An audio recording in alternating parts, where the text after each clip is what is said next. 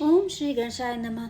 चलिए आज का अध्याय शुरू करते हैं। आज का अध्याय भी हमारा छठा अध्याय होगा और इस अध्याय में भगवान परशुराम और भगवान श्री गणेश के बीच के वर्णन हो रहा है, जहाँ पे युद्ध की स्थिति आ गई है। तो आज का अध्याय शुरू होता है।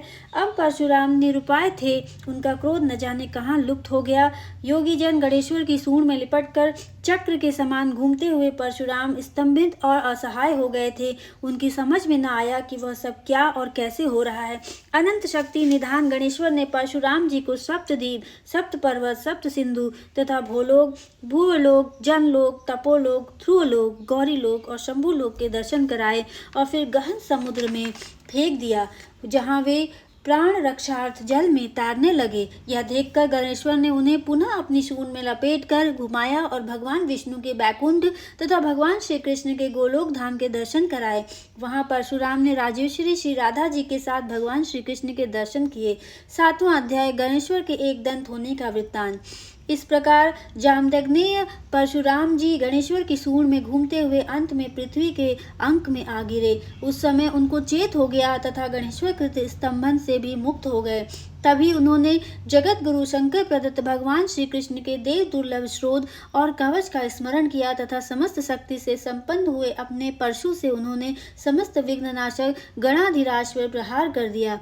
किंतु गणराज ने अपने पूज्य पिताजी के अमोघ अस्त्र का सम्मान करने की दृष्टि से उसे अपने बाएं दांत से पकड़ लिया, जिसके फलस्वरूप उस तेजस्वी परशु ने गणेश जी का दांत मूल सहित काट दिया और वह परशु भृगुनंदन के हाथ में पुनः जा पहुंचा। गणेश्वर का दांत टूटते ही अत्यंत भयंकर शब्द हुआ। धरती आकाश के साथ समस्त दिशाएं कांप उठी, पर्वत हिल गए और समुद्र में ज्वार आ गया। गणेश्वर के मुख से रक्त का फव्वारा छूट निकला। लोहित धार के साथ टूटा हुआ दांत धरती पर आ गिरा। उससे समूचे कैलाश शिखर पर कोलाहल होने लगा। कार्तिकेय, वीरभद्र, भैरव, नंदीश्वर एवं समस्त प्रथम गण क्या हुआ करते हुए दौड़ पड़े। सुनने में देवता अत्यंत भयभीत हो रहे थे। भगवान शंकर उस समय निद्रित अवस्था में थे। उस शब्द से उनकी निद्रा भंग हो गई। गिरजा नंदिनी ने वह शब्द सुना तो तुरंत दौड़ी आई और द्वार लोहित देखकर शुद्ध होती हुई बोली, पुत्र ये क्या हुआ? तेरे मुख से रक्त बह रहा है और धरा भी रक्तमयी हो रही है। परंतु गणेश्वर जी कुछ लज्जित से, कुछ रुआंसे से मौन एवं शांत सिर झुकाए खड़े। उन्होंने माता को कुछ उत्तर न दिया। तब पार्वती जी ने कुमार कार्तिकेय से पूछा, पुत्र तुम ही बताओ ये क्या हुआ? इसका दांत कैसे टूट गया? कार्तिकेय वहां उपस्थित थे, उन्होंने सब कुछ स्वयं ही देखा था, इसलिए सब विवरण आद्योपान सुनाते हुए बोले, क्षण भर में ही ऋषि ने परशु प्रहार कर दिया, अन्यथा मैं ऐसा कदापि न होने देता। इसी समय शिव जी भी वहां आ गए। पार्वती जी ने दुखित मन से उनसे निवेदन किया, स्वामिन आप समदर्शी हैं, मेरे पुत्र गणेश और आपके शिष्य परशुराम में से किसका दोष है, यह निर्णय आप स्वयं ही कर सकते हैं। हे प्रभु, श्रेष्ठ कुल में उत्पन्न नारी तो अपने निंदित, पतित, मूर्ख, दरिद्र, रोगी एवं जड़ पति को भी सदैव भगवान के ही समान समझती है। पतिव्रता नारी के तेज की समानता तेजस्वियों में श्रेष्ठ अग्नि और भगवान भास्कर भी नहीं कर सकते, इसलिए मेरे लिए भी आपके समान कोई नहीं है। तब आपके अतिरिक्त इसका निर्णय भी अन्य कौन कर सकता है? पार्वती का परशुराम पर कोप। उधर परशुराम ने भगवान शंकर को देखा तो उनके चरणों में प्रणत हुए भय रहित रूप से उनकी सेवा करने लगे। यह देखकर पार्वती जी ने परशुराम से कहा, महाभाग, हे राम, तुम महर्षि जमदग्नि के अंश से उत्पन्न परम सती देवी रेणुका के पुत्र तथा देवादिदेव परमात्मा त्रिपुरारी के शिष्य हो। तुम्हारा मन शुद्ध है, इसलिए अशुद्धता का कोई कारण नहीं समझ रही हूँ। वत्स, तुमने जगत गुरु सर्वेश्वर से जो अमोघ परशु प्राप्त किया था, उसकी प्रथम परीक्षा क्षत्रियों पर की और अब दूसरी परीक्षा गुरु पुत्र पर ही कर बैठे।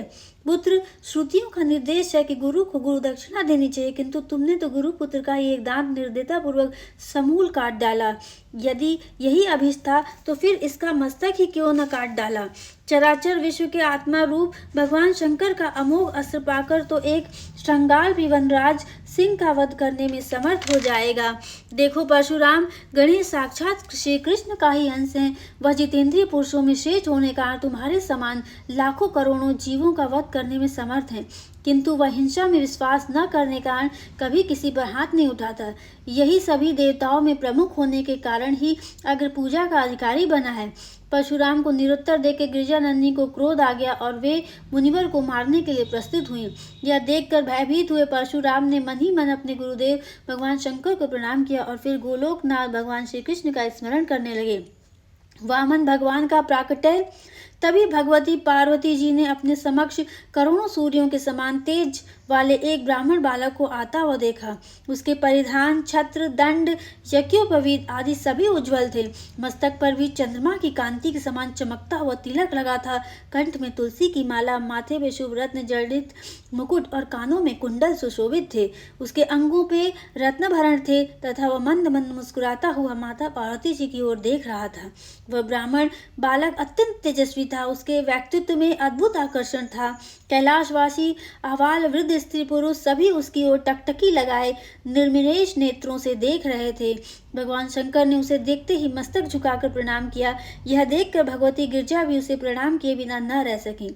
वसुतः वे साक्षात श्रीहरि थे। भगवान शंकर ने उनके विराजमान होने को रत्नमय सिंहासन प्रस्तुत किया। उनके स्थित होने विविध उपचारों से पूजन एवं स्तवन किया।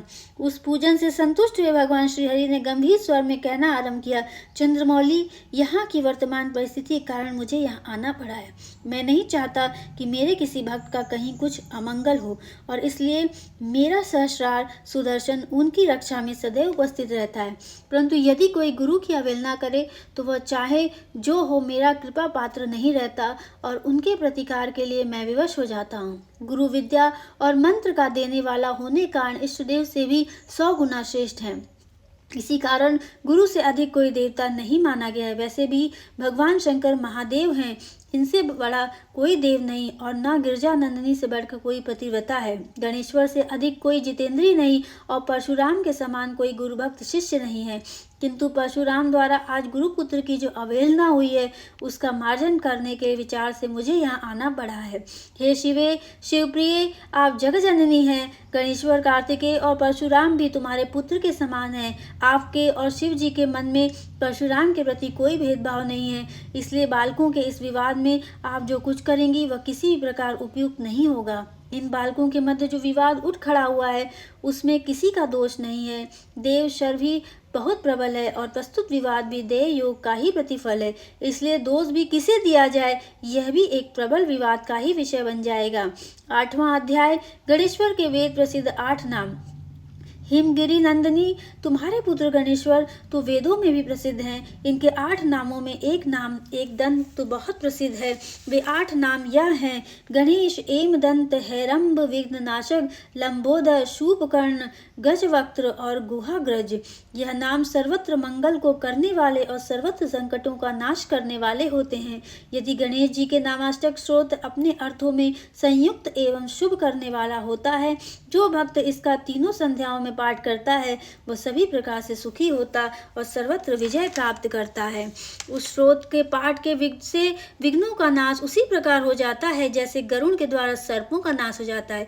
हे दुर्गे, इस स्रोत का पारायण करने वाला गणेश्वर की कृपा से महान ज्ञानी और बुद्धिमान हो जाता है। इसके प्रभाव से पुत्र की कामना वाले को पुत्र, पत्नी की अभिलाषा वाले को पत्नी और महामूर्ख को भी श्रेष्ठ विद्या की प्राप्ति होती है। यह निश्चय ही विद्वान और श्रेष्ठ कवि हो जाता है। शौनक जी ने पूछा, हे सूत जी, आपने जिस नामाष्टक स्रोत की इतनी महिमा कही है वो कौन सा है? उसे आप मेरे प्रति कहने की कृपा करें। उसे सुनने की मुझे अत्यंत उत्कंठा हो रही है। प्रभु, मैं भी उसका अनुष्ठान करके अपने को पवित्र बनाता हुआ धन्य हो जाऊंगा। सूत जी बोले, हे शौनक, तुम्हारा प्रश्न उचित है। भला कौन सा बुद्धिमान पुरुष सहज प्राप्त उस स्रोत की कामना न करेगा? स्वयं भगवान नारायण ने ही नारद जी को वह स्रोत भी बताया था। नारायण ने कहा था, उन वामन भगवान ने जगजननी उमा को वह नामाष्टक स्रोत इस प्रकार से बतलाया, अर्थात ग ज्ञानार्थवाचक, अड़ निर्वाण वाचक है। इन दोनों ग और अण अक्षरों के जो ईश्वर हैं उन गणेश्वर रूप परम ब्रह्म को मैं नमस्कार करता हूँ। एक शब्द प्रधानार्थक और दंत शब्द बलवाचक है। इस प्रकार जो एक दंत भगवान सब में अधिक प्रबल प्रधान है उन्हें मैं नमस्कार करता हूँ। हे दीनानाथ वाचक और अम्ब शब्द पालन का वाचक है। इस प्रकार दोनों का परिपालन करने वाले हिरंब को मैं नमस्कार करता हूँ। विघ्न शब्द विपत्ति वाचक और नायक शब्द खंडनार्थक है, अतः जो विपत्तियों के नाशक हैं उन विघ्न विनाशक को मैं नमस्कार करता हूँ। प्राचीन काल में भगवान विष्णु द्वारा प्रदत्त नैवेद्यों और पिता द्वारा समर्पित विविध प्रकारों के मिष्ठानों के सेवन से जिनका उदर लंबा हो गया हो, उन लंबोदर को नमस्कार है। जिनके कान शूर्प के समान हैं और तथा जो विघ्नों के निवारण में कारण समस्त संपदाओं के दाता तथा ज्ञान स्वरूप हैं, उन शुभ कर्ण गणेश जी को नमस्कार करता हूँ। जिनके मस्तक पर मुनि प्रदत्त भगवान विष्णु का नैवेद्य रूप पुष्प विद्यमान है और जो गजेंद्र के मुख से संपन्न है, उन भगवान गजवक्त को मैं नमस्कार करता हूँ। परशुराम का पार्वती जी को प्रसन्न करना।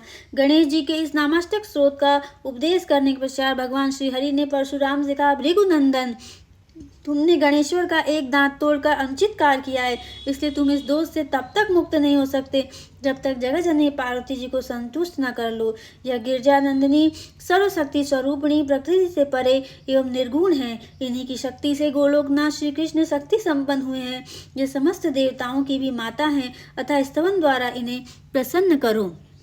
परशुराम ने भगवान श्री हरि की आज्ञा सिरोधार मानकर उन्हें प्रणाम किया। तदनंतर भगवान अपने धाम को जाने के लिए प्रस्तुत होते हुए अंतर्धान हो गए। उसके पश्चात परशुराम ने पवित्र जल में स्नान कर शुद्ध वस्त्र पहने और फिर जगमाता पार्वती जी का स्तवन करने लगे। उन्होंने माता पार्वती के चरणों में अपना मस्तक रख दिया और नेत्रों से आनंद अश्रु प्रवाहित करते करुण प्रार्थना से अंत में सहसा बोल उठे, हे जगजननी, रक्षा कीजिए, मेरा अपराध क्षमा कर दीजिए। माता शिशुओं के से जो अपराध हो जाता है उस पर माता कहीं क्रोध करती है, अर्थात नहीं करती। इस प्रकार स्तुति करने के पश्चात रेणुका नंदन ने गिरिराज नंदिनी के चरण पकड़ लिए और बालक के समान फूट फूट कर रोने लगे।